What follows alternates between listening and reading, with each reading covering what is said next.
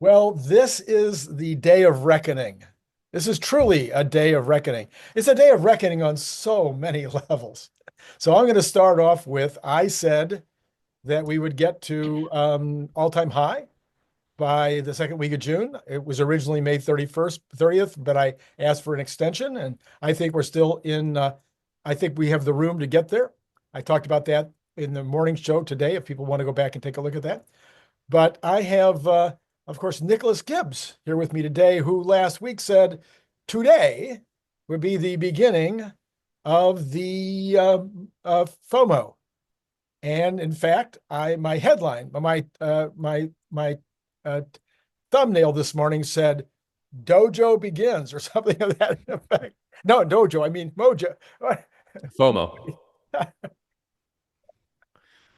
I'm sorry, I'm losing it here. It's called FOMO. I said FOMO begins, and I think it began, but then some stuff kind of got in the way. So I'm giving you 100% credit for FOMO beginning today. What were you thinking about this morning as the stock jumped up to 353, then back down to 343, and then back up to 353, and then ended the day around 345? What was going on in your mind while we were listening to Elon and listening to the president and listening to Rubio and listening to like everybody in the administration, and the stocks are going like this? What was on your mind? Uh, I guess not much with regards to the stock itself. I have a pretty high conviction that we're going to be going up for a while now. I would say we're going to be going up for the foreseeable future. Um, and I guess okay, I don't, let me quantify that. I think at least for the next 4 weeks, we're going to be going up. Um, to what degree, I don't know, obviously, but I think we are in a very strong uptrend right now. So I'm not too worried about the stock. Uh, I just honestly, I was just enjoying today. I was making a lot of money. I had an excellent day at work, and had these two interviews with Elon, and I was just able to really enjoy the day. So I was just it's when you don't have to worry about any of your trades or your portfolio, and everything's just behaving, doing what you need, and you got this candy of these two interviews, and really three, kind of, because David Faber kind of had that back-to-back bookend. um, I just mainly was enjoying the content and what was being said, and I think we learned a lot uh, today. So I'm All sure we'll right. get into it, but I, Yeah. I'm I'm pretty I'm pretty optimistic, and not financial advice, but man, it's let's just say I'm happy I have as many leaps on as I do. Oh, there you go. All right. So, what would you, I mean, I bet you there's if we wanted to, we could probably list 20 takeaways from the various interviews, because we had the NHTSTA interview, then we had the first interview with Faber, then the second interview with Faber, and then we had all kinds of other things going on. But of all the stuff you heard today, what would you consider to be like the headline, Oof. or maybe the first thing on your list?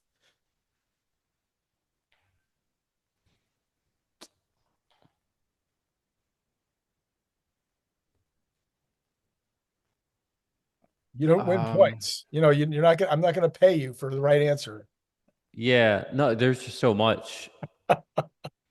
Yeah, I can't answer that. Let me All right, better all yet, let right, me just tell you like a few of the things that stick out to me. sure. Um, One, Freudian slip by the Secretary of Transportation when he said there would be one technology, and Oh then yeah, yeah, yeah, and he meant to say one regulation, right, but he said one technology. So I know that's like nothing. It was probably just a slip of the tongue, right. but it kind of shows you a little bit about what people are thinking.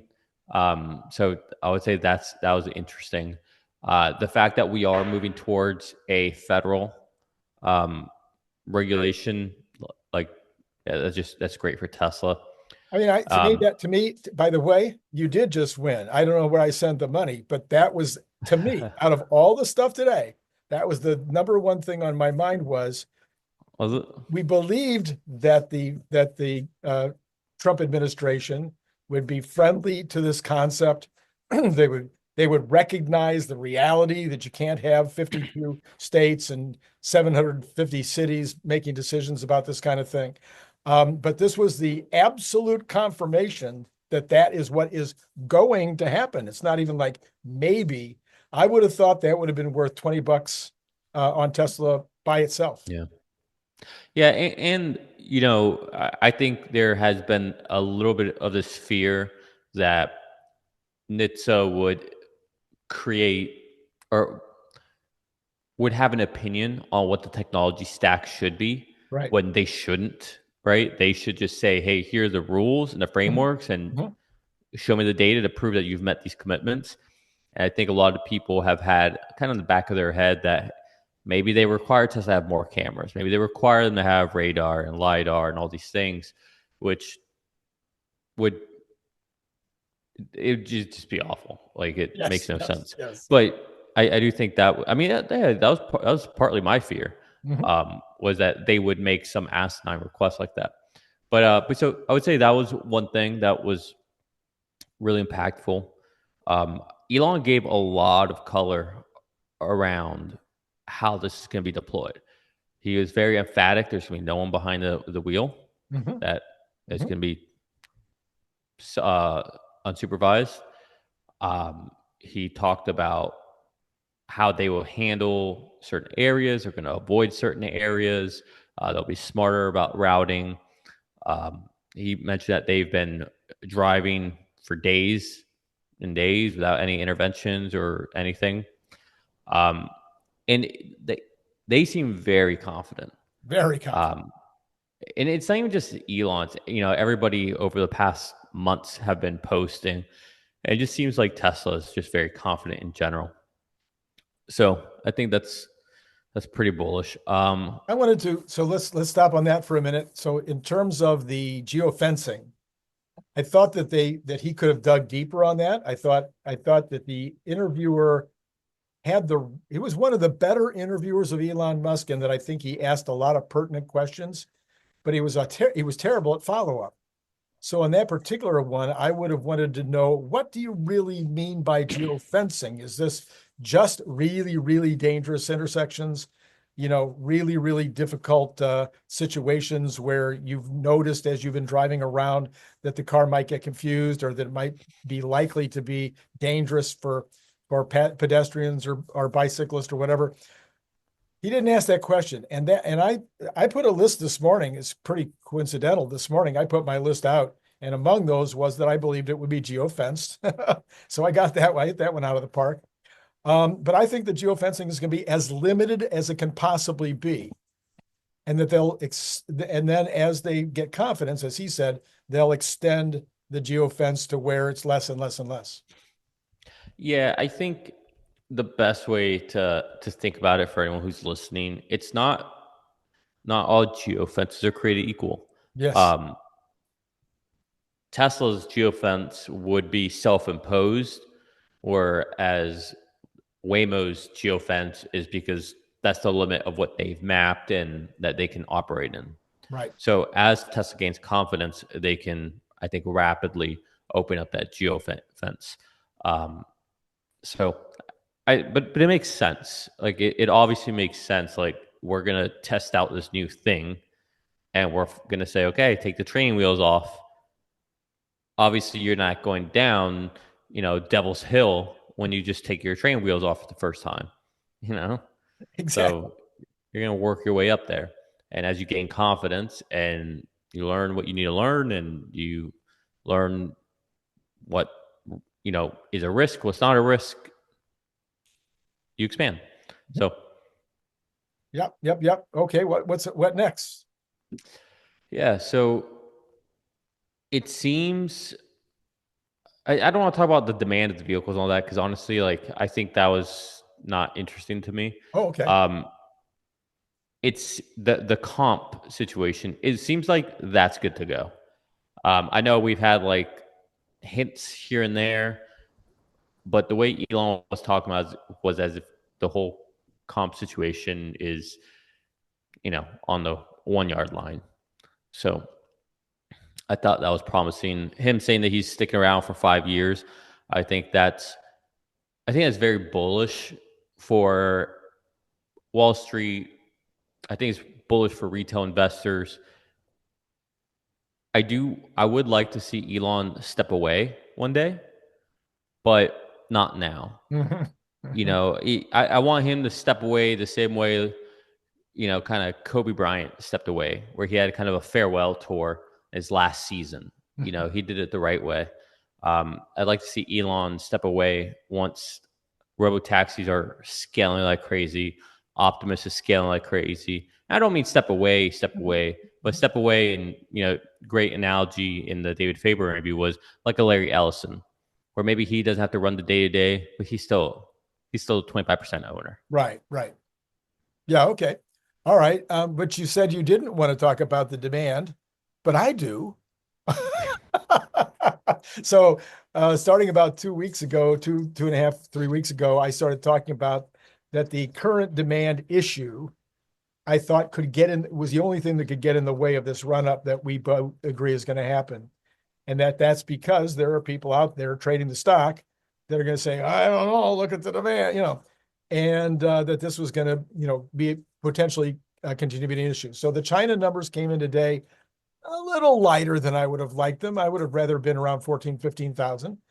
But Elon said, hey, look, the U.S. demand is fine. You weren't surprised by that? I don't care about it. Okay. All right. That's the problem. I mean, we are not at 344 because of selling EVs. Yes. We're just not. So what do we care about it? Like, all right, great. I would be more, not that I even care about it, but I'd be more interested in the new models that are going to be coming out. But even that, I really don't care about. Yeah. I just care. I'm singularly focused here, Randy. It's all about Robotaxi. That's it. That's all I care about. Right. I'm not in the stock for anything else over the next 2 or 3 years, and beyond that would be Optimus. Right. But that's it. Like literally, he's laid it out plain simple, and I'll take who I think's one of the world's smartest people, or one of the world's smartest people. He says Optimus and Robotaxi. Okay, all I care about. That's right. I don't care about the rest, and the stock doesn't either. Yeah. So the Robotaxi, the other part, of course, is that we keep on talking about how the rollout will take place. I believe it was you who last Tuesday said that you didn't. No, it wasn't you. It was Dalma over the weekend. James Dalma said over the weekend he didn't really care whether it was 100 the first month or 1,000 the first month or 5,000 the first 6 months, but that he agreed it would be over 1 million by 2027, and that would be fine with him. However we get to that number in 2027 would be fine with him. I thought that was a great way of putting it. However, there is this game that we play, and Elon today, I'm sorry, but allowed the conversation to add additional confusion to what he really believes that ramp will look like.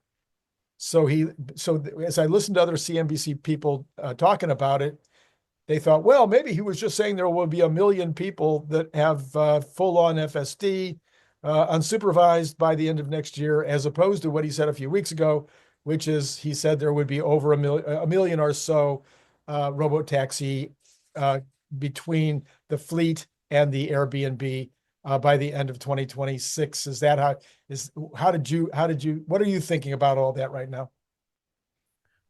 So I think they heard it right, but they don't understand what they heard. So that is what Elon was talking about, because you're not going to get to 1 million Robotaxis by next year just with them putting vehicles out. We're going to have to contribute to that. Right. The part that I think that and honestly, I think even in the Tesla community, I hear a lot of idiots out there, and just flat out, they're idiots, saying, oh, I would never put my car out there. All that tells me is, one, hey, good for you. You probably are worth a lot. You've made good money, so you don't need to put your vehicle out there. Right. But promise you that there's a lot of people out there who aren't independently wealthy, and they're as sure as hell going to put their car in there and be able to not only pay for the car, but create, even if it just pays for their food bill every month. Why the hell would you not do that? So I think there's a lot of people, and then you're going to see a lot of people, I think, buying cars to start their own companies, have 2 or 3 vehicles, be able to create your own companies.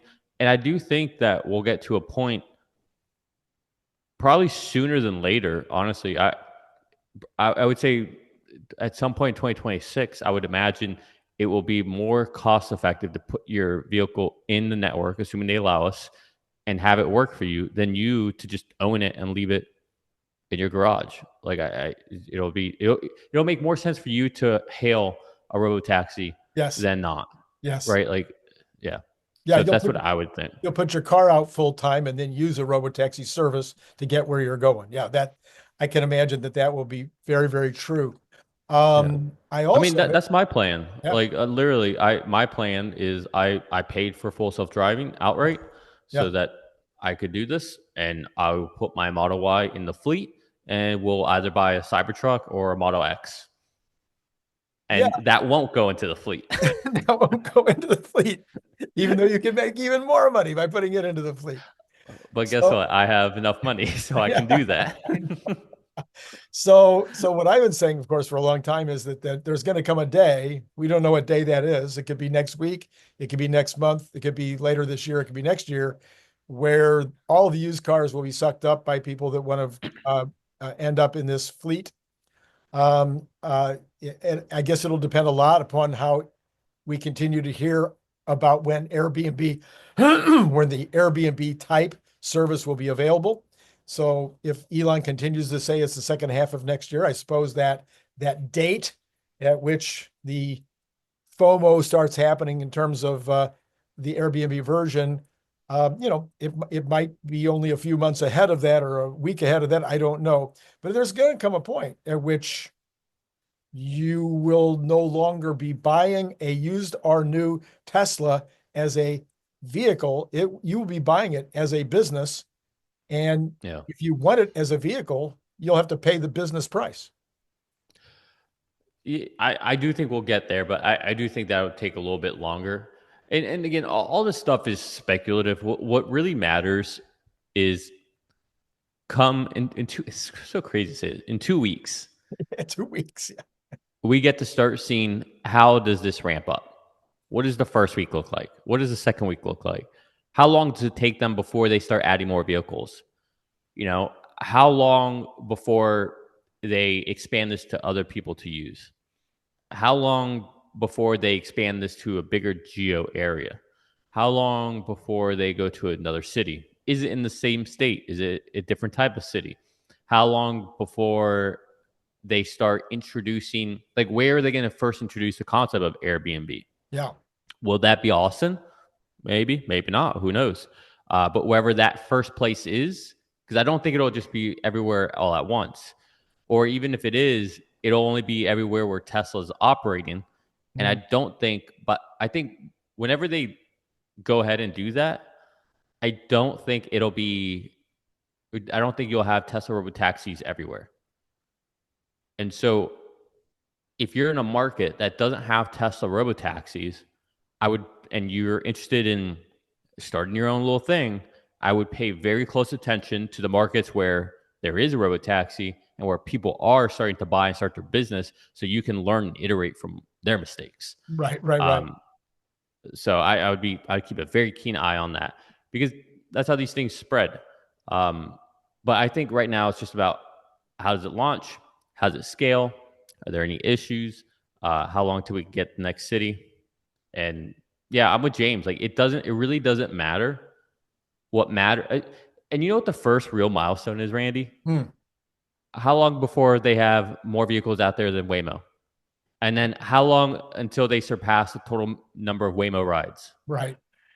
Like, those are gonna be the first, like, kind of milestones. So that might be the same kind of milestone that the other piece of news that was in there today, which is the Gary Black top of the list, which I know. You're gonna have to fill me in. He blocked me years ago, He so you have blocked to fill these. me in. Well, top of Gary Black's list would be when Tesla gives a license. And so Elon said, of course, there are several, he said, companies that are talking to them about licensing. He then clearly indicated that there are no licensing deals done yet because he says he thinks it'll take a little while longer for them to see it in action before there will be a licensing deal. So that potentially could mean in the next 4 to 6 weeks also. Yeah. No, you're right. Hey, can I? I have nothing to add to that. You're right. Okay. I have a more interesting thing to bring up, Okay. and it kind of got overshadowed today by everything else that happened today. But we now have FSD in the United States. We have FSD supervised in the United States. Yes. We have FSD in Canada. We have FSD in Mexico. We have FSD in Puerto Rico. We have FSD in China. We have FSD about to start in Europe. We have FSD about to start in Australia. That's new. And we have cybercabs about to come to Saudi Arabia. Right. Tesla just went worldwide, and nobody's even paying attention to this. Like, they are on 1, 2, 3, 4, 5 continents, 6 continents, 5 continents. Like, that's what? Yeah. Like, that's bigger news than anything right now, in my opinion. Well, okay, so you can combine that with the biggest news, the number one that you started with, which was the, NHTSA saying it's a done deal. It's just a matter of you send me your data, and at some point we'll decide how to make these rules. And NHTSA has to know that the rule making needs to take place in the next couple of months. They really need to get on this because Elon did also tell us the next two cities, at least the plan is San Francisco and Los Angeles. Yeah, I don't know if that's what's going to happen though. Do you think that's where it's going to be? I was surprised that he said it because, there's been a lot of speculation. So my own speculation has been, why not just go next door to Dallas, Dallas Fort Worth? It's a really, big area, a lot of population, and you've already got Texas, rules of the road, et cetera. You already kind of know those. But they've been practicing up in San Francisco for a very long time, so they should know those roads pretty well. Los Angeles, obviously, in the western region, in a sunny area with not much weather issues. Los Angeles is by far the largest population in the western region. So those would be, and also following. I said, I don't know, 3 or 4 months ago, I said I think they might end up following Waymo in terms of the cities they're already in, because the population in those areas are familiar with a driverless vehicle, understand how to, they're not afraid of it or whatever as much as they would be if you went to a brand new city. Yeah, I think that's a very good point. I mean, that's what I thought they would have done. I thought they would have gone Dallas, San Antonio, keep having these, overlapping concentric circles grow. Right. But I'm sure there's a method to madness. The other thing too, like politically, Gavin Newsom seems to be trying to, attack center. And so this might be a way of doing that, is working with Elon. Yeah. There could be something there. Well, there's also the thing of the huge population in California that has a Tesla already. So it's a ready-made customer base. And also they've got bajillions of miles in their computer of miles driven on the roads in San Francisco and Los Angeles. So think about this, the irony here. Okay, the irony is going to be crazy. California always has the highest gas prices, right? Right. I mean, all right, maybe Hawaii, but in the continental, it's always California. Right. Now, at the same time, that has led to them having the most amount of Teslas. Right. I mean, they're also a huge market. I get that. It's But gasoline if you've been prices. to California, it's like every car is a Tesla. Right. The irony is because they have so many Teslas, when they launch Robotaxi there, the cost per mile is going to be so low because there's potentially such a big saturation of vehicles Yeah. that that could propel people to ditch gas vehicles even faster. It's kind of funny if you think about it. It is hilarious. I love it. Yeah. And again, everybody starts in the other companies, Uber, Lyft, Waymo, have all, concentrated on California for a good reason. A wealthy population and a futuristic people that are willing to go do the newest, latest thing. The coasts are famous for that. So yeah, I think all that is extremely interesting. Well, you said that Robotaxi is your focus. It's all you care about right now until Optimus. And there was a lot of Optimus conversations today as well. Elon said once again that there will be an insatiable demand, and the interviewer seemed to be taken aback by that concept. Do you think so the average human I'm going to guess that the average human out there right now, even in the United States, probably doesn't get that if a humanoid robot can do everything that a humanoid robot is probably going to be able to do, there's insatiable demand. Yeah, I mean, people don't know what they don't know, and they think they do, but they don't. Um, people used to say, "What do I do with the internet? Like, what am I going to do with the internet? What's the point of email? Like, I can literally just send you a letter." Like these stupid things, like a phone. Why do I need a phone? Like, why do I need to carry my phone with me? That's crazy. Like, what's the point of that? Oh, I need a keyboard. I want a keyboard. And oh, I want to drive. I like driving. Driving, yeah. Oh, a humanoid. Why would I need that? Why would I want someone to help me around? Why? I have a clean lady. I have someone that cuts my lawn. What do I need a humanoid for? Right? Like, these are the things people say when they don't know better, or they don't have that plasticity in their thinking. Yeah. Okay. So, among other things that he said about the Optimus was that, and this has come out over the last couple of days, but I thought he kind of put it all together that right now it is doing most of its learning with, I forget what he called the suit. You wear the you wear the cameras, and you have the electric connectivity throughout your suit, and that's how the bot is learning now. But that the next stage might be learning on its own, like a baby learns how to build blocks. Yeah. So those exoskeleton suits, that's essentially going to create I think Elon articulated this very well, but that's going to create like the baseline knowledge of the things that like we don't even think about right now, right?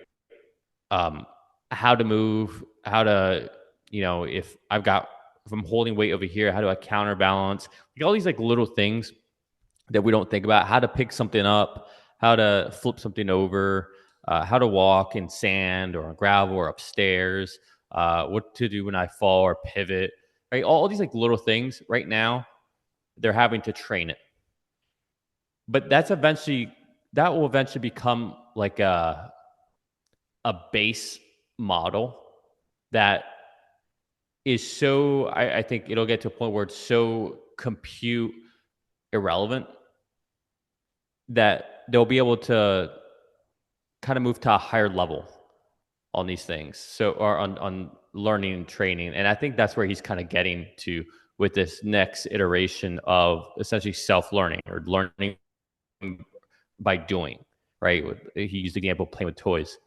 Um, but it's very similar to, like, again, like how kids, you know, evolve, right? So I think that we're actually a lot closer to that point than what it seems. And when I say that, I mean, like, I think in the next 2 years, I think we're going to be at, if not sooner, I think we'll be at that point where we can literally have, you're not having an Optimus watch, but you're training on video to do certain tasks, and it'll be able to do it. I think that comes in at most the next 2 years. And that's exciting because that's the real breakthrough. I don't know if that's the right phrase, but that's the next level that we need. That will be essentially going from, an FSD 11 to FSD 12 or 12 to 13, right? Like, you need those jumps, and that's what that will be. So I love the way he explained it. I'm not even articulating it as well as he does. And it's funny because I normally think Elon doesn't explain things that well, but he explained this one really well. And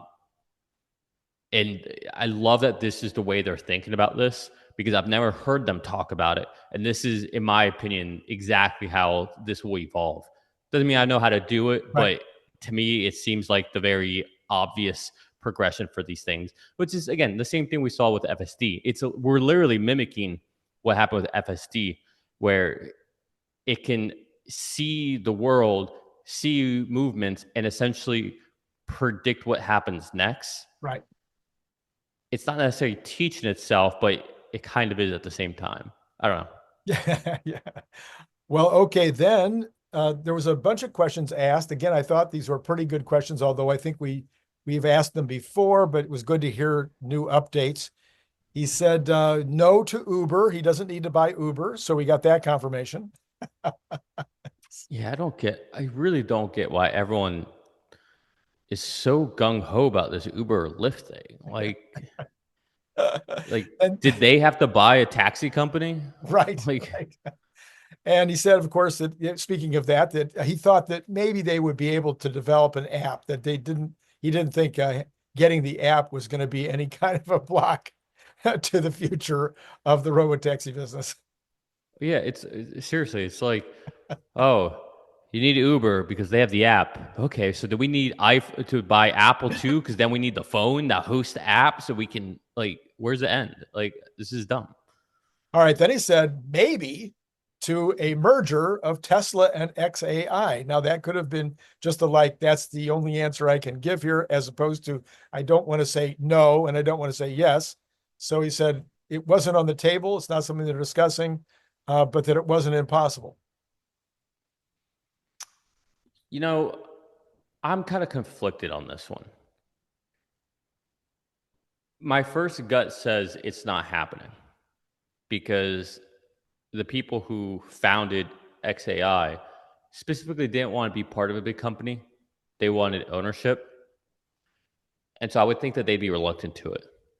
But, well, they have their percentage now and they've made a lot of money. They've got their, right? So they're doing good.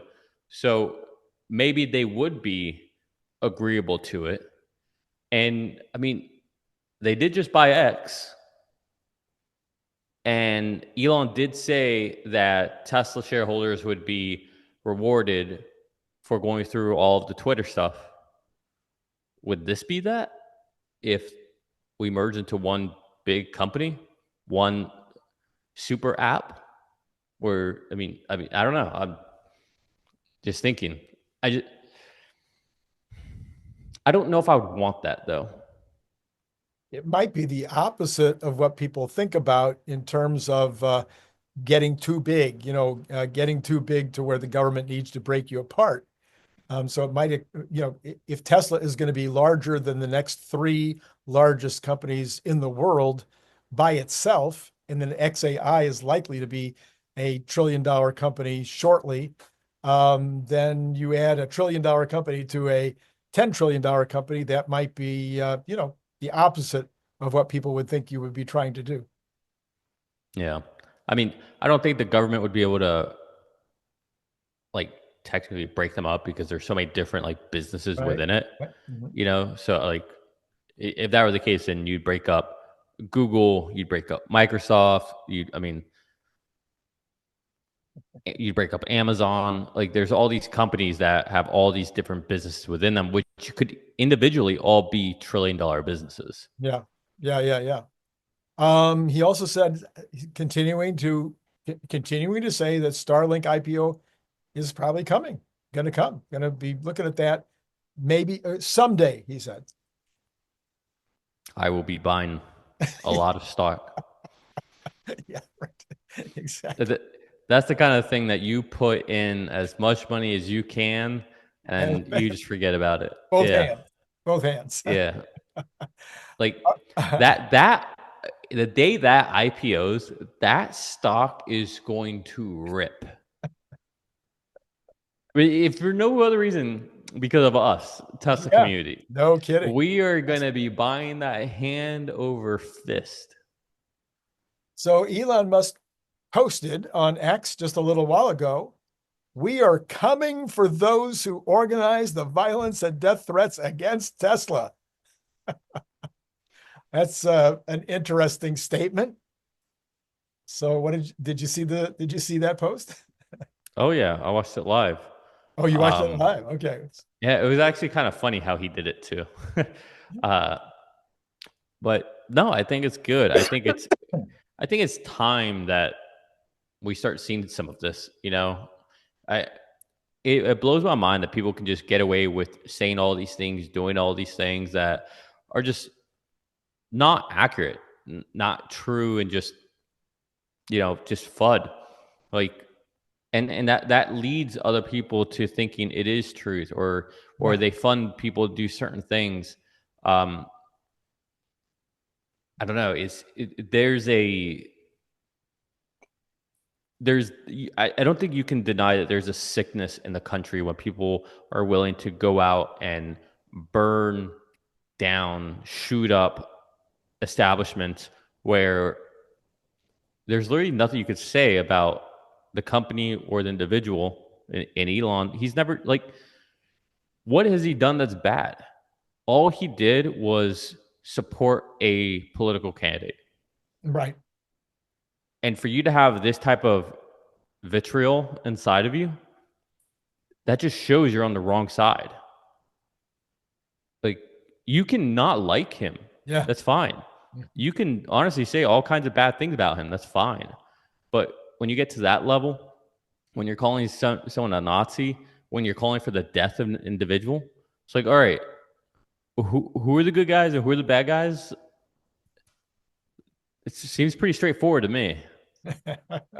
Also posting on X just a little while ago was Chairman Moran, one of the members of the cabinet, or maybe he's not cabinet, maybe he's sub-cabinet. Anyway, he says the tax bill that they're trying to get passed right now in Congress will create economic boom and 7 million jobs. It's a lot of jobs. It's a lot of jobs.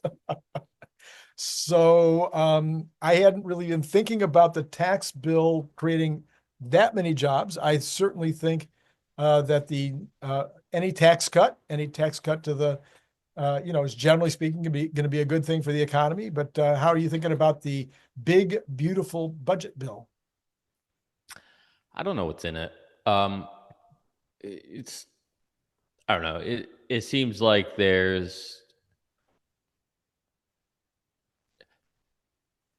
I think we need to get our debt in check, and we need to have a balanced budget.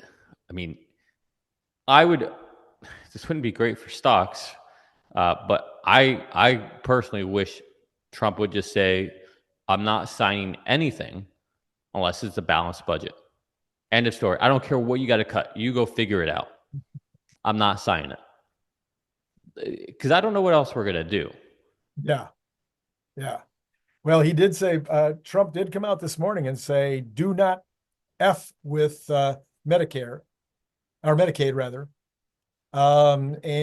So I think he obviously wanted to make sure that the Democrats don't have a sledgehammer to beat up the Republicans with in the midterms next year.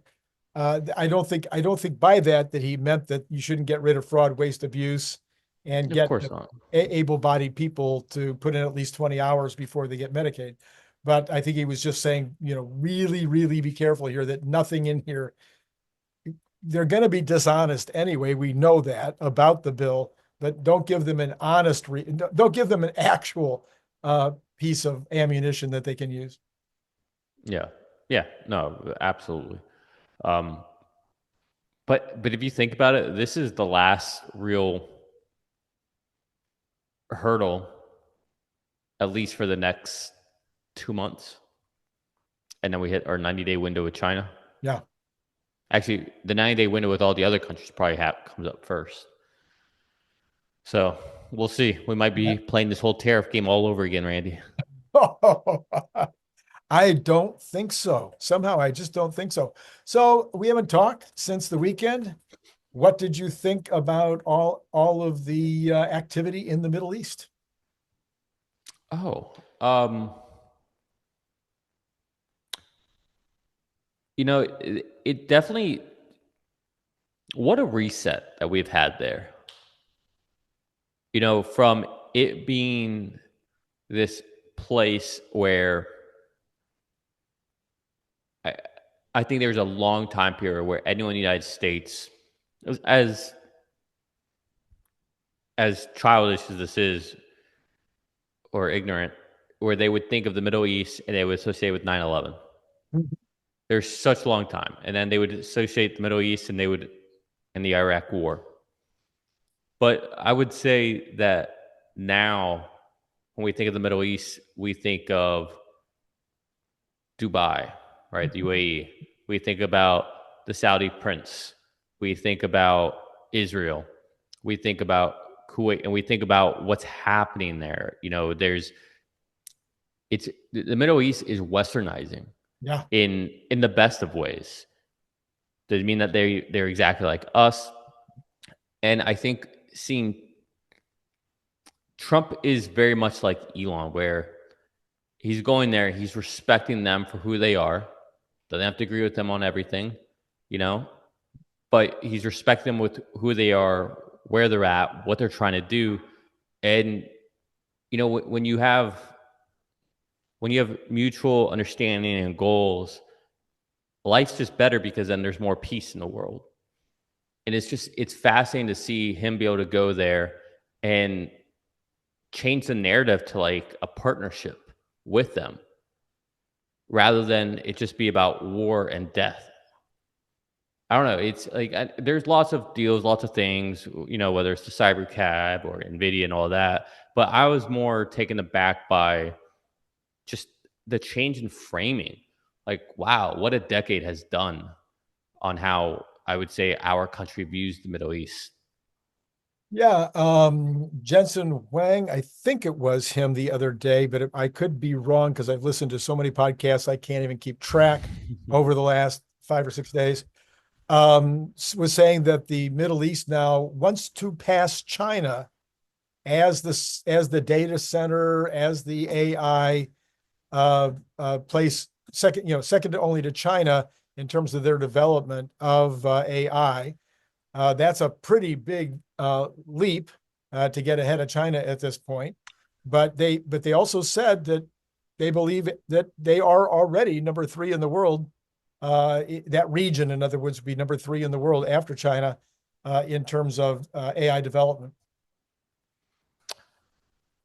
I don't know where they are in regards to AI development. I can't speak to that because I don't know enough about that space. I can tell you that the Middle East is very well known for cybersecurity. I can tell you that. Mm-hmm. And it kind of makes sense. Elon actually iterated it again today that the limiting factor is going to be energy when it comes to AI. And while China is trying to spin up a lot of nuclear plants, coal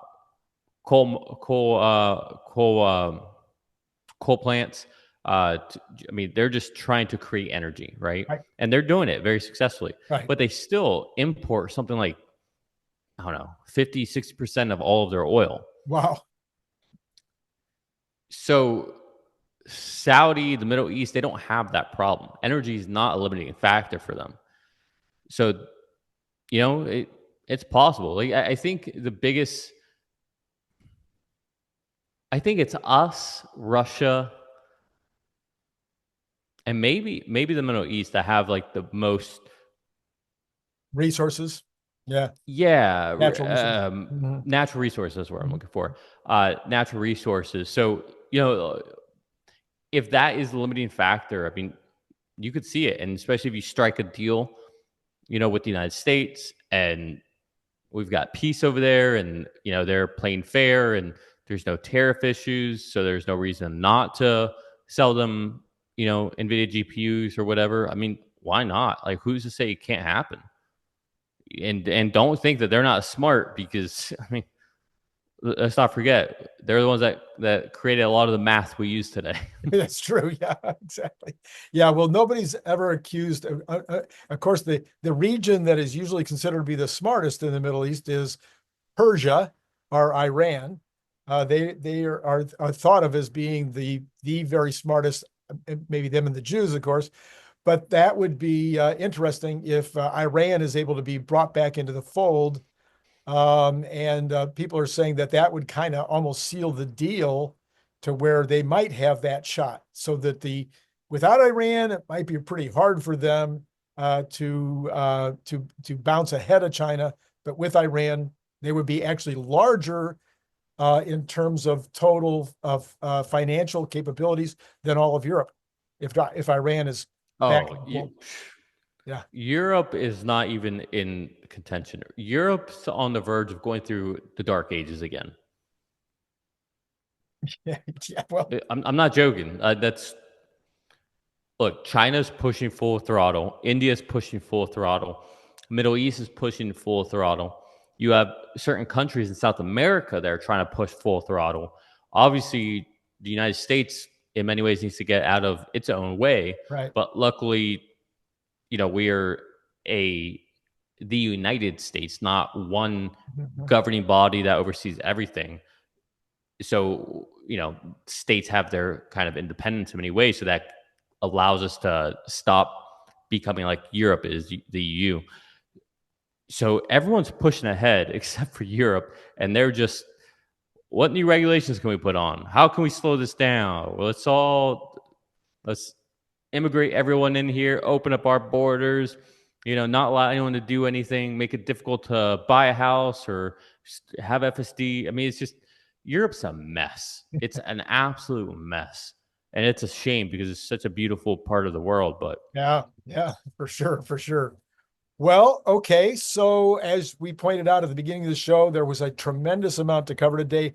What have I missed? Have I missed anything that you believe I should have brought up in the context of this very eventful week? Maybe for Tesla, a huge week, for the world, a huge week, for the United States, a huge week. Did I miss something? you know, I will say something that was interesting in all the interviews Elon did today. And even, I guess, how we ended Friday, where Elon posted or maybe it was Thursday, but he posted a screenshot of the Tesla stock price. Um, Elon today used a lot of his argument was that, look at the valuation, we're over $1 trillion again. And he normally doesn't use the stock price or the valuation as a barometer or metric for anything. Mhm. But all of a sudden he is. And maybe I'm reading into something because I want to, but it almost feels like there's a signal there saying, just look at the stock and it'll be fine. And it sounds like Yeah. he knows things are about to happen. Things are going to come out. He has I would imagine, a pretty good feeling about what might happen once we launch robotaxis in Austin, right? I mean, I don't know, like, Randy. But before we hop off, like, what's your take on this? Is June a sell the news moment? I'm not saying like for people to actually do this, but in general, like, what do you think the market does? Do you think the market says, hey, they launched 10, 20 vehicles? Great.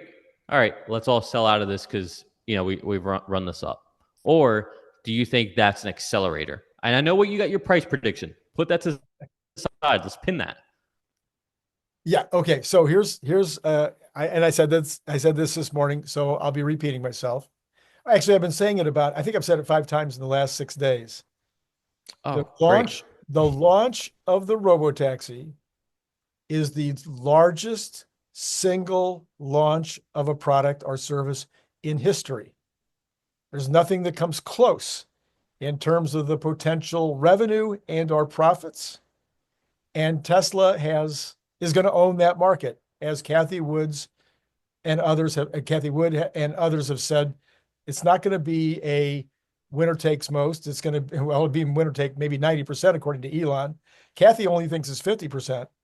But people are in there one after another, major folks talking about this being a $7 trillion, $9 trillion market, and that Tesla will get a big, huge piece of it. So that launch is happening on, a couple of weeks from now. If somebody had come to you in, what would that be, 17 years ago, 2010, 29, whatever. No, yeah, 20, whatever it was, 20, I forget which year it was, and said, if Steve Jobs had gone on television and been interviewed and said this product will be selling 1 billion units a year 4 years from now. But he No one did, would believe him. and nobody would believe him. But maybe some people would have, and they would have gone 4 billion a year. Oh my gosh, because it's Steve Jobs, I should do this. Well, we now have the most successful entrepreneur on the planet, maybe in a millennium, who is saying that this is a $7 trillion cap business. And then there's a 25 trillion cap business coming behind it. And the rollout of the first piece of this is in 2 to 3 weeks. For me, I can't believe the stock isn't at 3,000. It's inconceivable to me that smart people out there aren't piling into because how do you play a stock? I don't know how you play a stock. I'm not saying I'm brilliant or better than anybody else. How do I play a stock? What are the odds of it going up to 3,000? What are the odds of it going back down to 220? Uh, there's a better odds it's 220, Randy. Well, okay, but you know what I'm talking about. Even if the odds of it going to 3,000, I don't mean next week. I mean next year, the year after that.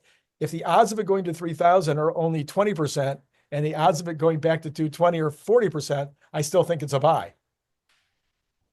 Okay. Yeah. So I'm not sure if that answered my question, though. I'm not asking what you do. I'm asking what do you think the market does? I think the market. I think it continues to go up. I think so you don't think the market sells the news. You think they buy it up. I think they continue to buy. I Okay. think it'll be like a dripping faucet. It'll be like, what's going to happen next week? What's going to happen next week? How many will they put out the next week? How many? Oh, when will they open the second city? It'll be this constant thing. And then when will they do unsupervised? All that's going to be a constant catalyst draw. Okay. I like it.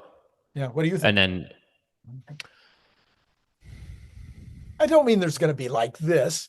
Nothing happens up and to the right forever, but I don't think there's going to be a dramatic pullback. Like I said, I think for the next several weeks, if not next couple of months, I think we started an uptrend that we're going to be in. I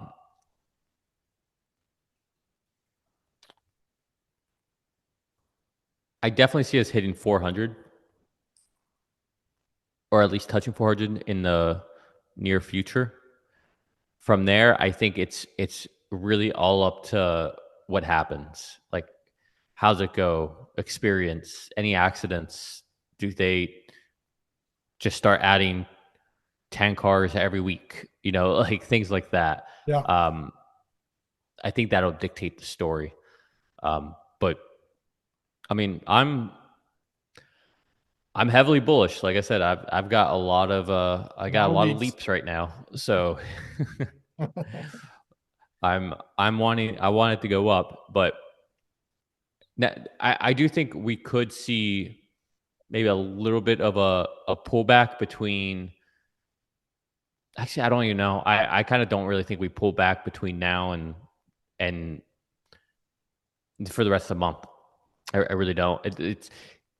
It seems like right now, like regardless of what happens after launch, Mhm. right now I feel like nobody is daring to short or be out of this. If anything, I think more people will just pile in. Right. I think you're going to see more call buyers. I think you're going to see a lot of people be aggressive. But there will be a point where all that FOMO creates imbalance, Mhm, mhm. and it's only natural for things to come back down. Right. And at that point, a lot of that could get dangerous because a lot of Yeah. people might be Yeah. off So, sides. so as opposed to sell the news, and maybe this is a nuance that's a little too close of a nuance, but as opposed to sell the news, there's always going to be some profit taking. So somebody goes, "Yep, I've got what I want. I'm going to put, or I'm going to trim. I got a lot. I Yeah. want to trim some." So that's always going to happen. Okay, so far, even though I've announced where it should be, the price is not yet up to 3,000. We're sitting at $343.90, up 8 cents in the after hours. And we've got let's go ahead and look at my favorite, the bonds, which my system. Look at this. Is this true?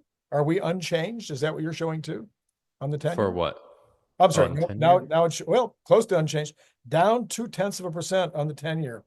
So we're still sitting at 4.479. Without going into a half an hour discussion on this, what's it going to take to get the bonds to start selling? More data. More data, just more PCE next Friday. A good print could do it, maybe 3 months Yeah. in I a mean, row. Australia just lowered rates. I believe China is sitting at historic lows. We know that the UK has been cutting, Canada has been cutting. It's just us. Yeah, We're the only ones. But Except for Japan, who's yeah, having well, yeah, that's a a little. little They're going the other way. a real problem over in Japan right now. Yeah. All right. Oil prices unchanged, it says here. That may not be true. Maybe I'm having a glitch with my system here. Boy, it still says unchanged after I fix it.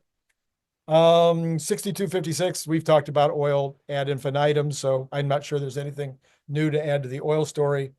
Natural gas has been all over the place. Have you seen anything that would cause natural gas to be this volatile right now?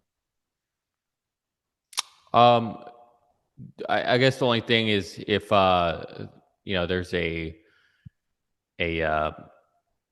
cease if there's peace between Russia Ukraine, Oh, yeah. there could be something there with Russia and supplying natural gas again. Then that would eat into our natural gas, and I don't know. Yeah, they That's did. it. That's the only thing. There was a headline that said that Putin is pushing right now to get back into Europe. And of course, the Yeah. Europeans were saying, "Hey, man, if you don't end the war with Ukraine, we're just gonna help Ukraine bomb you back into the Stone Ages," assuming they had any ability to do that. Okay, the gold market uh, back up to 3,300. Have any thoughts about the directionality on gold? Um, I think we're near peak. Okay, me too. So, I think it's going down. oh Yep, silver yeah, following gold up 0.39%, sitting at 33.30, close to its recent all-time highs. Um, I think it's also now the thing about silver though is it is used in electronics. Do you think silver will end up? I understand they've just made silver in the lab though. I wonder what impact that's going to have. mm, Yeah, but yeah. I anyway, don't know. in general, do you think silver gets any additional bump in the near future because of all the electronics that are going to be required? Um, I don't know. I don't think so. Okay. Copper up 0.61, 468, pretty much in the middle of where it's been. The dollar mixed. King dollar going up because Trump's in office and he wants it to be strong, or what do you think? Mm, Yeah, we like a strong dollar here, or the opposite of China. Yeah, I think for the foreseeable future we're gonna have a strong dollar. Bitcoin 107. Risk is on. Yeah, risk is on. We're going back to 111. Do we crack through? I don't know. I don't think I don't think I think Bitcoin's kind of become it's becoming a I don't know what's the word I'm looking for. It's kind of like becoming like a it's a horrible example I'm about to give, but it's like a AT&T or a Home Depot stock where I think it's it's starting to become just like a I don't know. It's becoming like an index Okay. where I think it's getting to these levels that you're not going to see. It's not a growth company style asset class anymore, in my opinion. I could Yeah. be wrong, Yeah. but where you see like those huge gains. Now, don't get me wrong. Like it's obviously doing great right now, but Mhm. I think it's maturing. Okay. That's the best way of saying it. Okay. Dow down 0.13%, S&P down 0.11, and NASDAQ down 0.12. Boy, they're kind of in lockstep tonight. Down just a little bit. Not much information there to lead us to tomorrow morning. I think the most important thing to me is the NASDAQ is now less than 4% away from all-time high. Is part of your analysis of the next 4 weeks, do you think S&P goes back to all-time high? Are you going to agree with me that it goes back to all-time high in the next 4 weeks or not? I honestly have no opinion on it. Okay. I haven't been following. I follow Nasdaq more than anything. I Do you think trade the E-mini futures. So so? Do you think the NASDAQ goes back to all-time high in the next 4 weeks? It's also about 6% away from all-time highs. mm,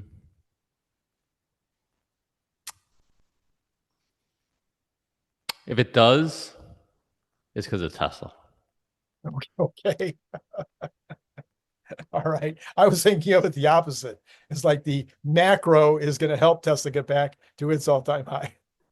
So, Mm. so they're going to help each other, maybe, huh? Yeah, I think it's more Tesla. Okay. I think this whole next month is gonna be all about Tesla, for better or worse. For better or worse, and it should be, quite frankly. All right. Last thoughts. Um, place your bets, people. That's good. I like it a lot. To all of you. Thanks to Nicholas Gibbs, of course, as always, for jumping on a Tuesday, and to all of you out there. It's been great talking to you.